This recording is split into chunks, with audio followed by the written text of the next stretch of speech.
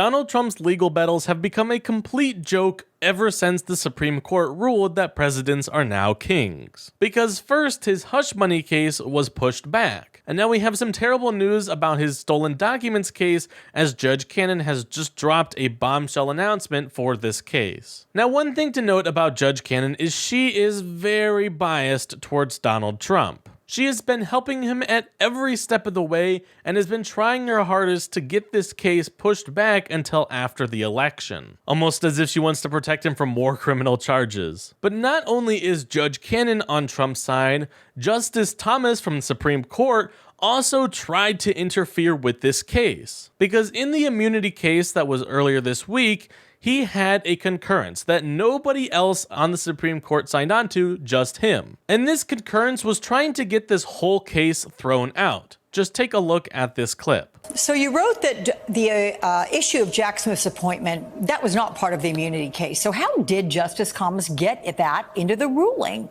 And can Trump rely on it to get his charges dismissed? Well, Justice Thomas wrote a concurrence on this issue. He makes the point that in his view, Jack Smith was improperly designated special counsel because the Attorney General didn't jump through the right hoops. And of course, this is a concurring opinion that no other justice signed off on. It does not have the force of law. Certainly, Judge Cannon could take note of it. She might even reference it in passing when she writes her opinion on this topic. But Trump filed his own motion in this regard months ago. The judge has already held oral argument. This is the issue where she took that unusual step of inviting amicus, lawyers who aren't parties in this case, to come in and help her make up her mind. So there's nothing new here that should influence the outcome of her decision. Okay, but let me ask, because given this ruling, could Trump now say, look, I decided to keep government records while I was president and therefore can't be prosecuted for holding on to them? Or are there substantial bad acts after he left office that can still go to trial?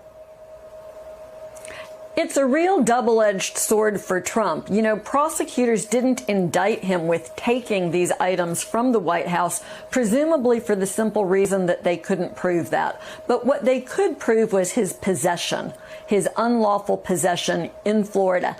And that's a continuing crime. So even if you could make some convoluted argument that when he took the documents out of the White House, he might have immunity for that, I think it's a terrible argument, but I'll spot it to you for the sake of argument. This ongoing crime of possession that occurs every day, day after day when he's not president, in a normal world, he wouldn't get immunity for that. Of course, we now live in a world where the Supreme Court has engaged in this very expansive definition of what constitutes public official conduct for a president. So there will be a ruling by Judge Cannon in Florida. It will go up to the courts of appeals.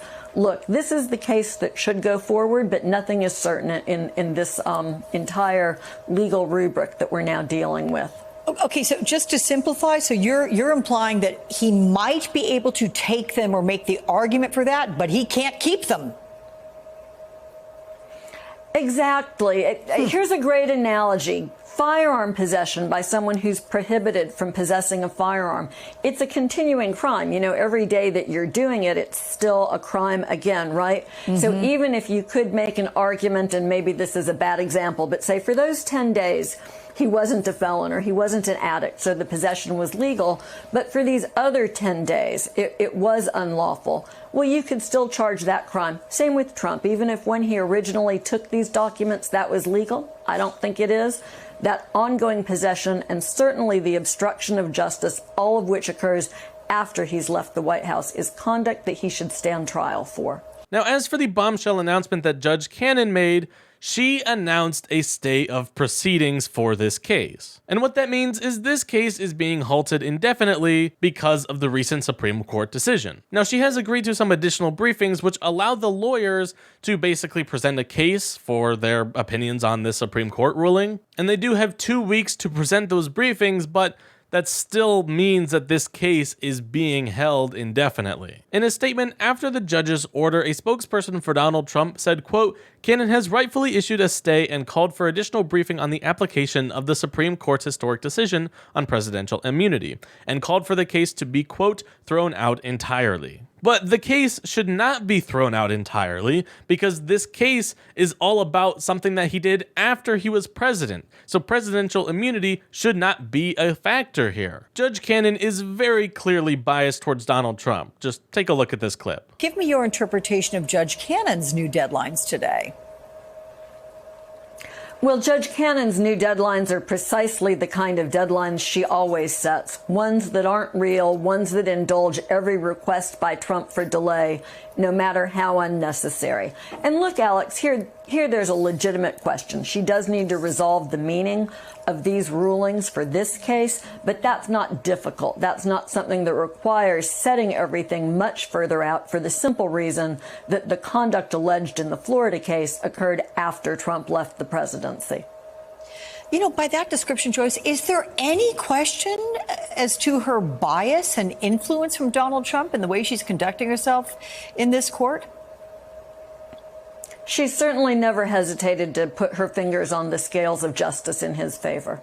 So yes, it's very clear that Judge Cannon is 100% on Trump's side here. And it's very clear that she's willing to do anything to get this case at least postponed until after the election, if not eventually thrown out. Despite the fact that there are mountains of evidence, including just photos. I mean, we've seen the photos of the documents in Mar-a-Lago. So there is very clear evidence, and there's no reason that this case should have taken as long as it has. This is just a complete overreach by Judge Cannon, and after all of these shenanigans, she does not deserve to continue being a judge for the United States.